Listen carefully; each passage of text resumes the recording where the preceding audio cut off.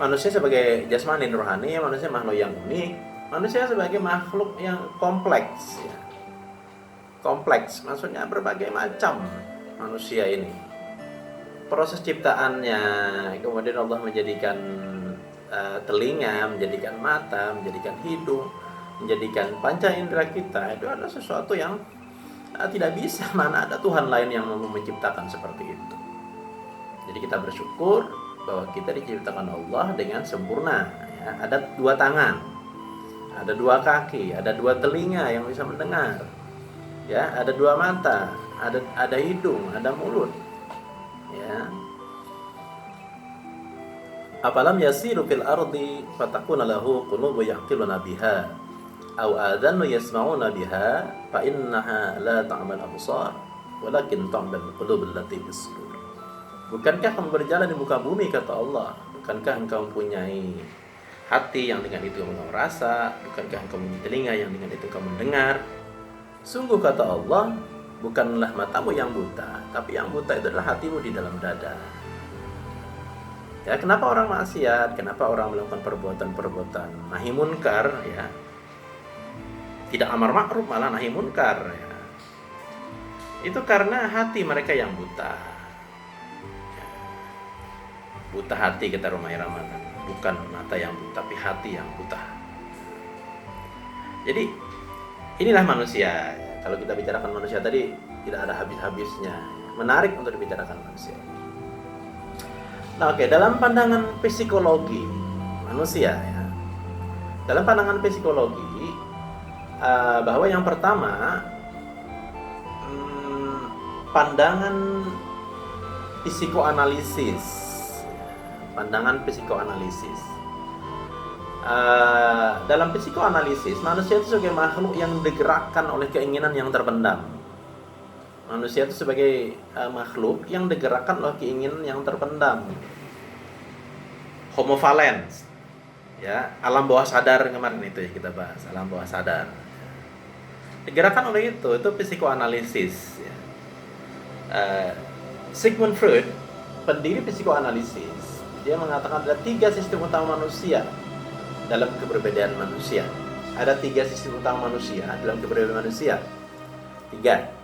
Ya, yang pertama bahwa ID atau id, dos S, artinya dorongan primitif, dorongan biologis manusia atau insting.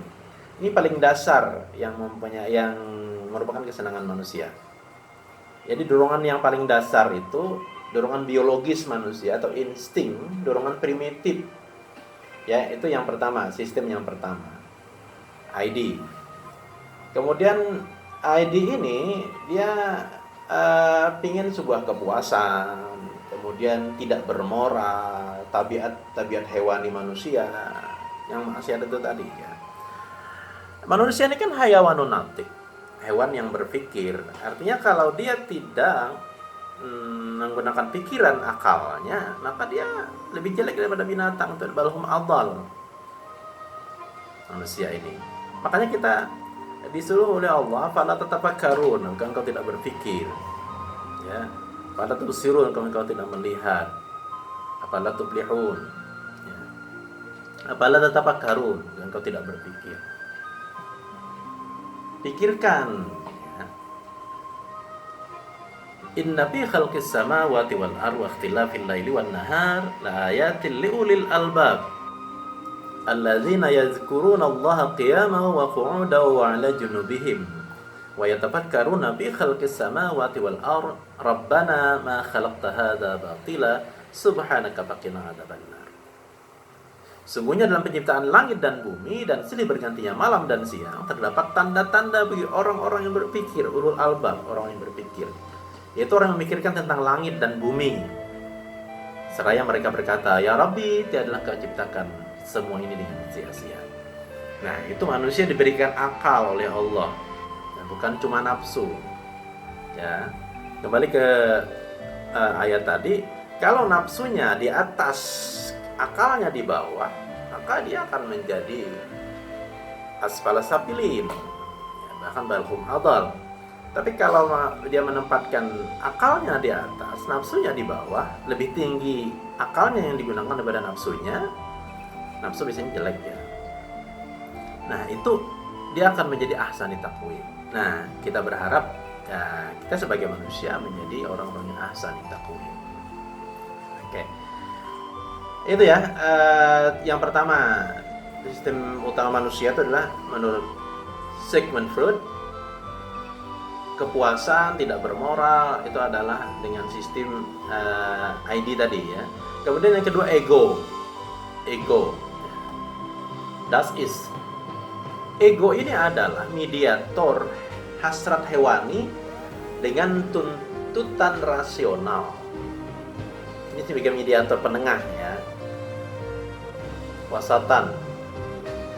Ego yang menampilkan akal budi, menyelesaikan diri, mengendalikan dorongan, dan menampilkan prinsip realitas, yaitu dia menghambat dan mengendalikan prinsip-prinsip kesenangan. Ego tadi berada di tengah-tengah ya, wasatan, ummatan wasatan, umat yang di tengah-tengah.